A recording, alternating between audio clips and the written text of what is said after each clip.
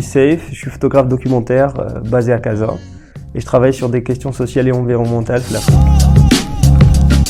Ouais, pour moi, c'est partager un message fort à travers le médium de l'image. Pour moi, il y a une forme d'activisme, il y a une forme de transmission et d'inspiration dans la photo. Par hasard, c'était en 2014 كنت خدام في باريس وبحال دابا عييت من ديك لا في ديال الخدمه كوربوريت وبديت la photo parce que j'avais à un certain moment envie d'ailleurs, envie de voyage, envie de découvrir le monde. صافي مشيت شريت un petit réflexe, بديت نصور في باريس. Après quelques mois plus tard, ouais, j'avais décidé déjà نخرج من الخدمه ونمشي نسافر. وخرجت من الخدمه effectivement, مشيت سافرت presque 2 ans. وبديت تصوير voilà pendant le voyage بقيت نصور الناس نسمع لي l'histoire ديالهم. J'avais créé واحد le site voyage où je partageais des rencontres, des histoires. Ou voilà, ça a pris 2 ans بحال هكاك. Et à un certain moment, j'ai décidé de me professionnaliser là-dedans, tous les الحرفة ديالي, tous les le métier ديالي. Ou après, je commençais à me renseigner, بشوية j'ai rencontré des photographes professionnels. بقيت نسوي des formations. Je cumule les informations باش نعرف comment ça marche l'industrie, comment c'est, parce que c'est une industrie, c'est un métier où il faut savoir qu'il y a une chaîne complète qu'il faut maîtriser avant de se lancer là-dedans. Et du coup c'était ça le but au début. تعلمت كل شيء, شكون فين كاين, كل حاجة فين كيفاش دايرة, que tu arrives à composer avec tout ça. وصافي après c'était en 2016, j'ai décidé de ندخل المغرب ou commencer un reportage documentaire sur la situation des migrants في la frontière terrestre ما بين l'Europe و l'Afrique. في جهة مليليا كاين لي ميغرون بزاف كانوا تيجيو de manière illégale من l'Afrique subsaharienne وتيتجمعوا في المونغوروغو باش يطلعوا l'enclave espagnole ويدخلوا l'Europe après. Donc je commençais à m'intéresser للحياة ديالهم وداكشي ومشيت عشت معاهم في la forêt. Voilà, c'est comme ça que j'ai commencé ma vie professionnelle en tant que photographe documentaire.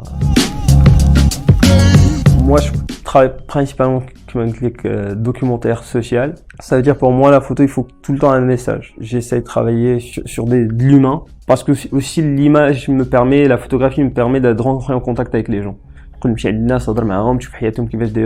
Tu écoutes leurs problèmes, tu essaies de transmettre et changer les choses.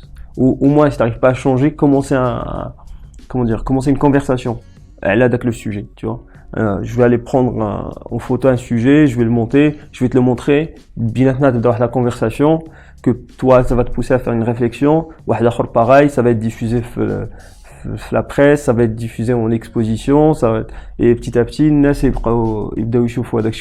va y avoir des débuts de conversation qui vont changer des choses. C'est ça le but initial. Après, par rapport au thème, donc je me suis intéressé les villages enclavés de l'Atlas. J'ai travaillé sur, comme je disais, la situation des migrants. Elle a le recyclage, donc les bohara, donc ils font le tri, qui sont un peu, ils vivent un peu en marge de la société marocaine, ils sont un peu méprisés, tout ça. J'ai passé du temps avec eux et j'ai fait un sujet sur ça. Sur les derniers nomades, le dernier nomade du sud du Maroc. J'ai fait aussi, pour sortir un peu du Maroc, je travaille en Mauritanie sur la situation de l'esclavage traditionnel qui existe encore. Les LGBT, les questions LGBT dans le monde arabe. Et le dernier sujet que j'ai fait, c'est sur le Rwanda et la jeunesse rwandaise principalement. Parce que le Rwanda, je sais pas, il y a eu le génocide en 1994. Il y a eu plus d'1 million de personnes qui étaient mortes en 3 mois. Donc c'était un gros massacre où il fallait tout reconstruire. Où là, la jeunesse d'Yalom, ils sont très inspirants.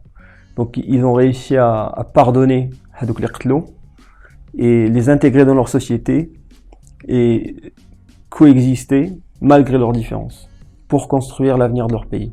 Et les jeunes, ils sont encore, il y a quelques-uns qui sont encore traumatisés de ce qui s'est passé, même s'ils n'ont pas vécu. C'est-à-dire ils sont traumatisés à travers leurs parents, à travers leur famille.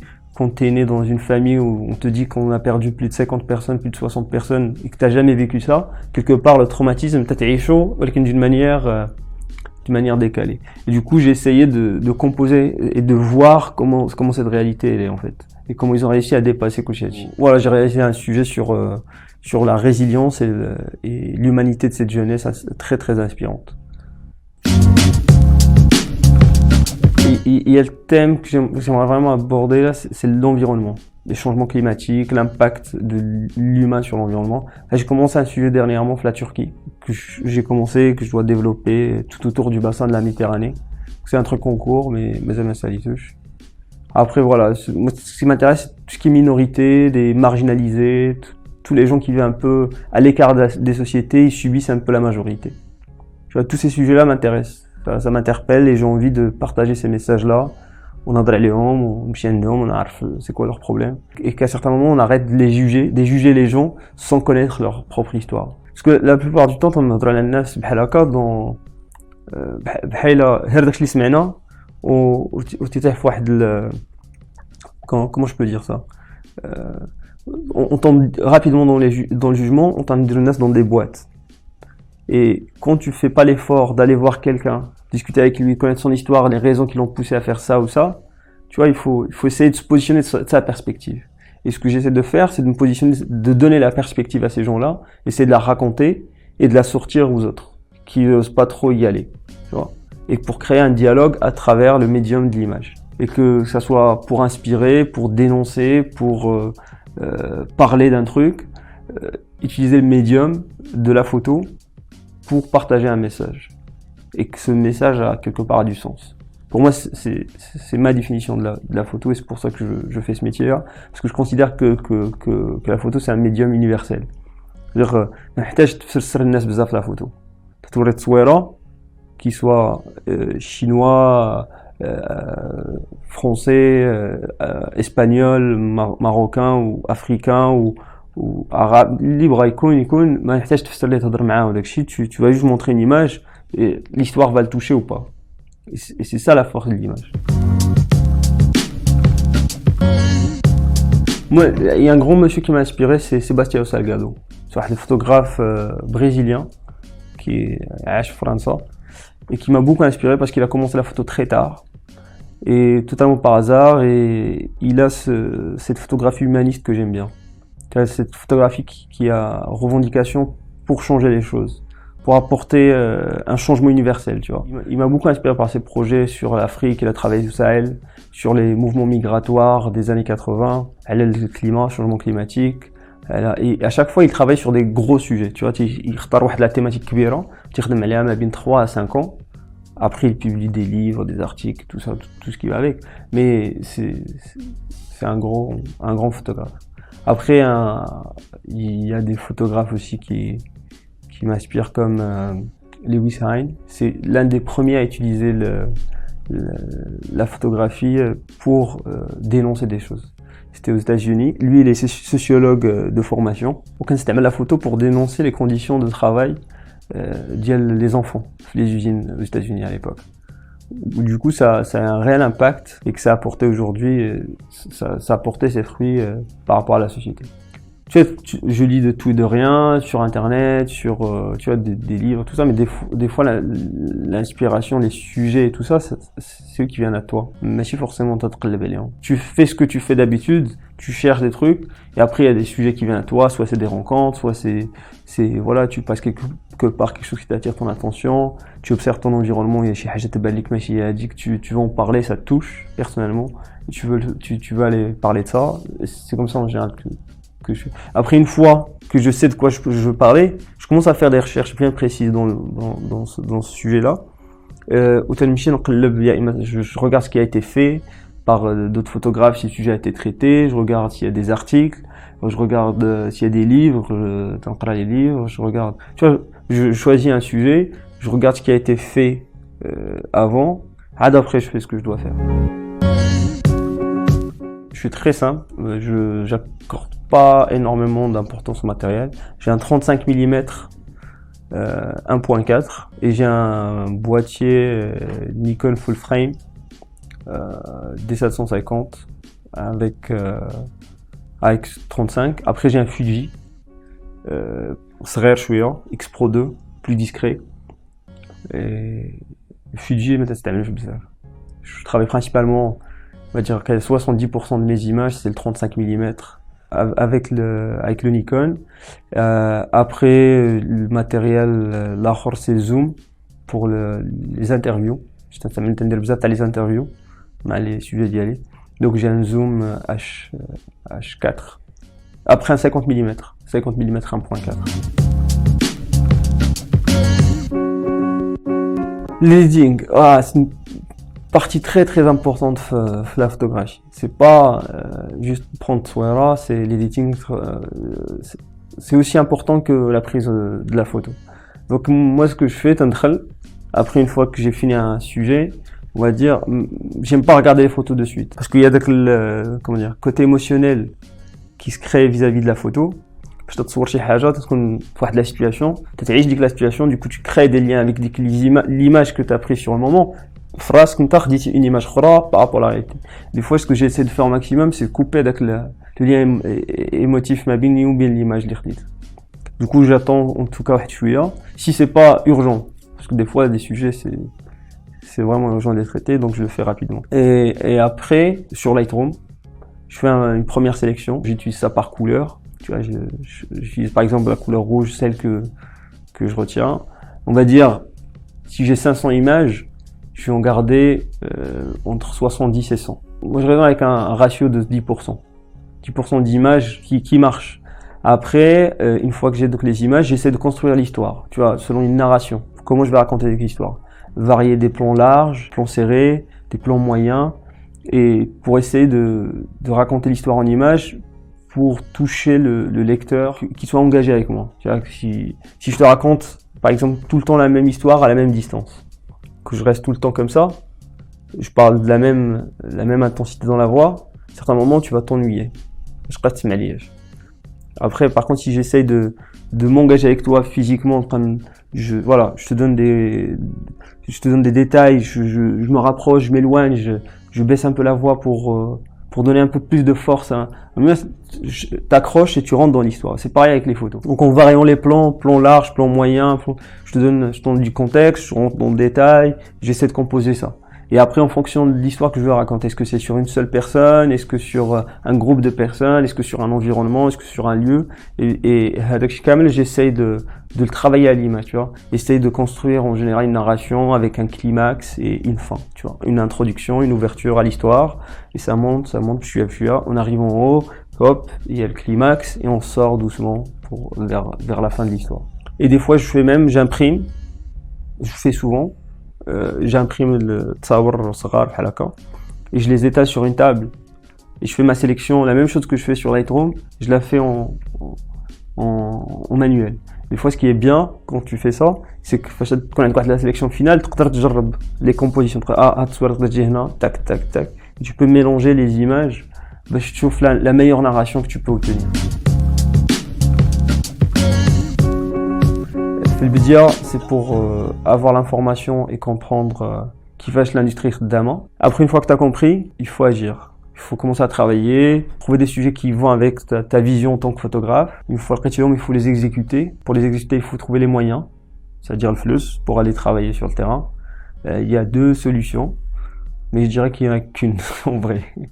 Deux solutions, soit tu تلقى الفلوس راسك, c'est-à-dire c'est ton argent que tu mets pour exécuter tes reportages, soit tu trouves quelqu'un qui veut financer tes reportages, en contrepartie il va les diffuser sur une plateforme, sur un magazine, sur un livre, sur chez Haja, par laquelle lui il va gagner aussi de l'argent. Dans mon cas de figure, c'est moi qui finance mes trucs, c'est-à-dire qu'on a dit l'idée, je prends l'argent que j'ai, j'essaye de voir comment je peux exécuter l'idée pour obtenir le résultat que je souhaite obtenir. En attendant de trouver des formes pour rentabiliser. Bon, soit ça va être diffusé par la suite dans la presse, soit ça dans les magazines, soit ça va être dans des expositions, soit c'est pour postuler à des prix, soit. Après, la difficulté qui continue encore à persister, voilà, la viabilité en tant que photographe professionnel. À chaque fin de mois, tu as un loyer à payer, tu as des factures à payer, tu as besoin d'argent en continuité.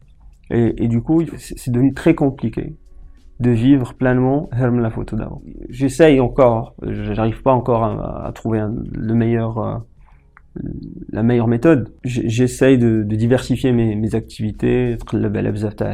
Je travaille avec des clients un peu corporate des fois.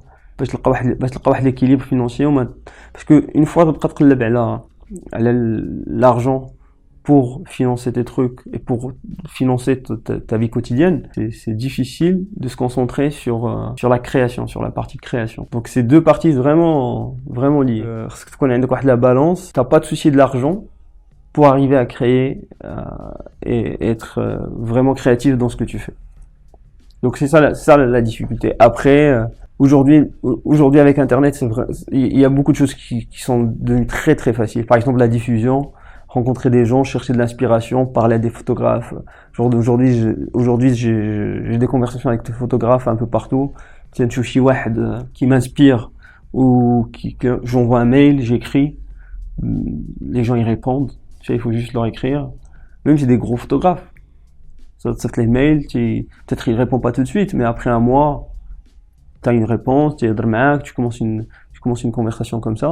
Et aujourd'hui, ça a son avantage. Tu vois, pour un photographe qui est basé au Maroc, que peut-être qu'il n'a pas la possibilité d'aller rencontrer des gens en dehors du Maroc. Rien que ça, tu vois, tu mets des connexions. Et si tu veux exister et continuer d'exister en tant que photographe, كل شيء على الريزو et le network. الناس تتلاقى معاهم، كيفاش تشوفوا الخدمة ديالك، كيفاش تهضر على الخدمة ديالك. Les relations اللي تتكري مع les autres photographes. كل شيء c'est très important. Je sais pas علاش وصلنا لهنا mais les difficultés sur le terrain, il y a بزاف. تقدروا دوك السوجي تاعك du jour au lendemain يقلب عليك، يقول لك ما بقيناش متفقين تبقى معنا. Après il faut être très diplomate, تفسر للناس pourquoi tu fais ça، علاش، كيفاش، فين يتمشاو هاد les photos. Genre à chaque fois j'arrive لشي بلاصه je dois expliquer ma démarche. علاش j'ai choisi هذاك le sujet et qu'est-ce que je peux apporter لذاك le sujet, parce que après quand tu expliques ta démarche لدوك الناس ils te respectent. يقول ماشي جيتي تفلا، il est là pour un objectif, il est là parce qu'il comprend la situation, surtout quand tu travailles sur des sujets difficiles. Après, l'autre difficulté, c'est par exemple les autorités. Quand tu خدام في شي بلاد ويجريو عليك ولا يقبطوك. Genre par exemple كنت خدام في la Mauritanie, elle a la situation de l'esclavage, où là-bas c'est un sujet très très tabou. Où le gouvernement m'a le sujet les contacts parce que le gouvernement c'est eux-mêmes qui appliquent l'esclavage sur la minorité en fait. C'est le même groupe ethnique, on va dire. Et du coup à la fin il m'avait arrêté ou il m'avait gardé 5 jours avec eux. De l'enquête, après expulsé de territoire. J'étais obligé de trouver un autre billet d'avion pour sortir à Casa. Donc c'est vraiment. Et après, tu vois, quand t'as des difficultés comme ça, faut rester solide mentalement, physiquement, pour tenir le coup et continuer de faire ce que tu aimes. Quand tu travailles sur un sujet en immersion pendant des semaines et que tu ما تنعش بزاف، ما تاكلش مزيان، ما تاكلش بالوقت، il faut rester solide. Tout ça, ça se prépare, ça fait partie de la préparation. Des fois, quand tu travailles sur des sujets qui peuvent être usants. Des fois, t'as jamais des reportages. Je fais juste manger et dormir pendant 10 jours. Parce que je suis tellement éclaté, fatigué. Ça, t'as que le temps. Ouais, non, c'est pas évident, mais en tout cas, c'est un beau métier. C'est un très beau métier de faire ce qu'on aime, se réveiller tous les matins. T'as l'impression d'apporter quelque chose d'utile. Surtout quand tu traites des sujets, enfin en tout cas des sujets pour moi qui ont du sens.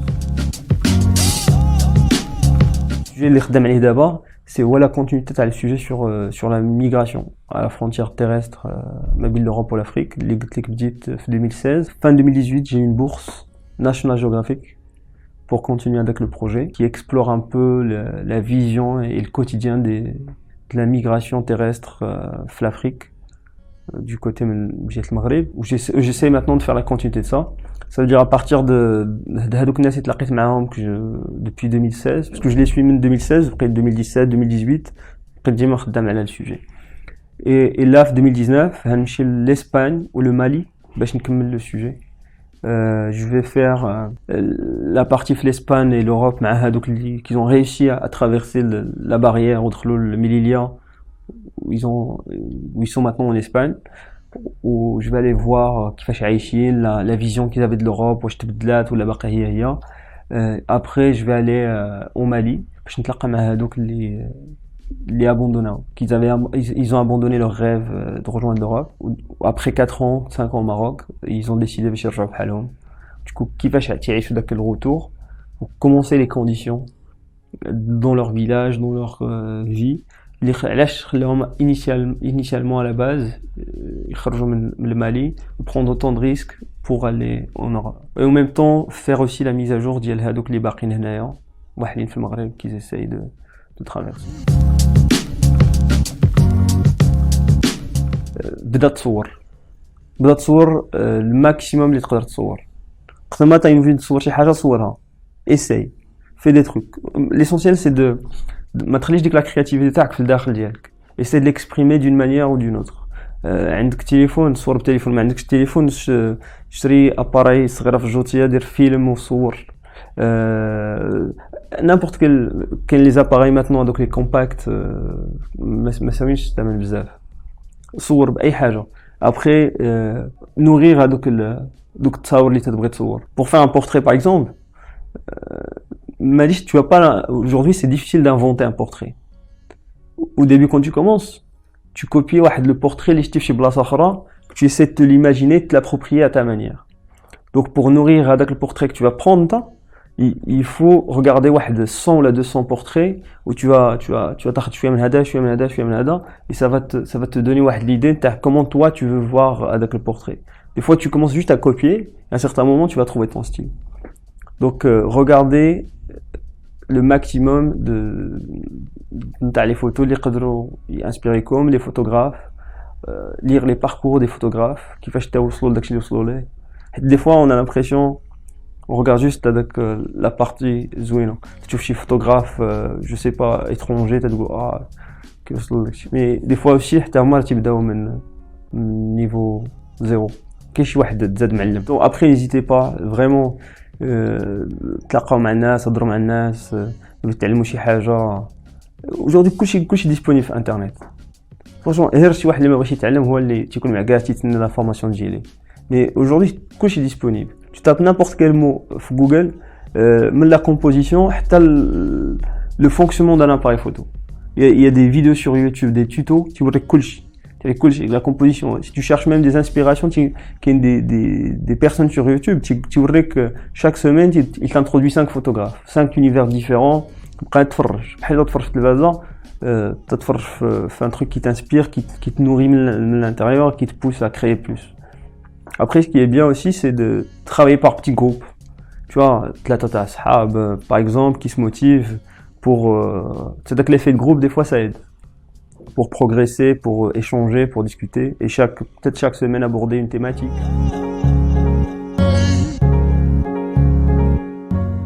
Moi, c'est la personne, en fait, c'est un choix personnel.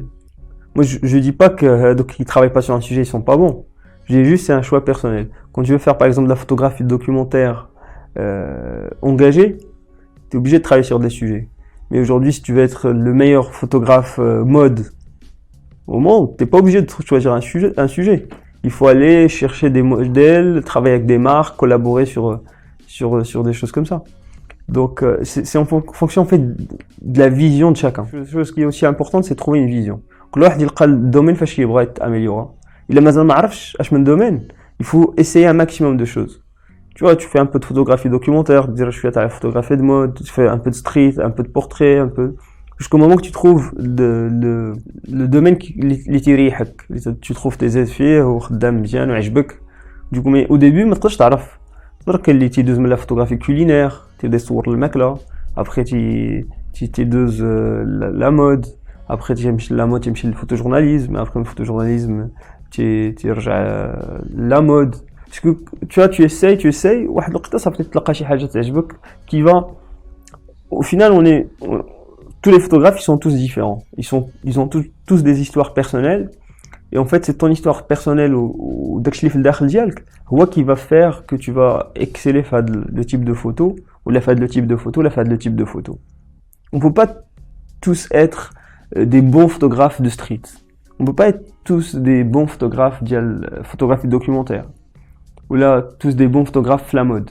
كل واحد فينا عنده une histoire ديالو وكل واحد فينا il a une vision sur le monde et sa perspective à lui. Ce qui est important, c'est de faire, c'est d'explorer d'abord avec la perspective et connaître d'abord l'intérieur créatif d'Yelk. Après, le partage avec les autres. Tant que tu sais pas ce que t'es à l'intérieur, est-ce que tu veux, est-ce que tu aimes, تقدر تختار داك الدومين اللي تعجبك où tu vas exceller فيه. Donc, à certains moments, tu es obligé de tout tester. Tu te permets, il y a rien de grave. Aujourd'hui, tu as dire street, après tu street. Et après, une fois que tu as trouvé ce que t'aimes et dans quoi tu es à l'aise, fonce à fond et après tu vas réussir. Il y a pas, personnellement, je pense, il y a pas de raison pour pas réussir autant que photographe si tu te permets de tout faire. Après, il y a beaucoup de, on va dire, hadra khawiya. Tu vois, donc dès que l'hadra khawiya, je pense, il faut juste s'en foutre. Le plus important, c'est soi. Acheter تبغي acheter يعجبك علاش et être honnête avec soi-même. Parce que des fois, on n'est pas honnête avec nous-mêmes. Non, franchement, c'est une très très bonne initiative de Photographers of Morocco. L'énergie que tu en as, l'énergie de grouper des gens ensemble avec la même passion, ça peut être que bien. Parce qu'ils vont servir de les énergies les uns les autres, et progresser ensemble. Et pour moi, le partage, comment dire, la passion et l'échange autour d'une même thématique, ça fait que grandir la communauté, ça fait que grandir donc les gens qui s'intéressent à la photographie. Donc c'est vraiment très très bonne initiative. Je suis à fond avec vous les gars. Suivez votre passion, écoutez-vous. Et si vous aimez un truc, faites-le et faites-le à fond, faites-le avec passion et partagez-le avec amour et bienveillance. Et ça fera que marcher.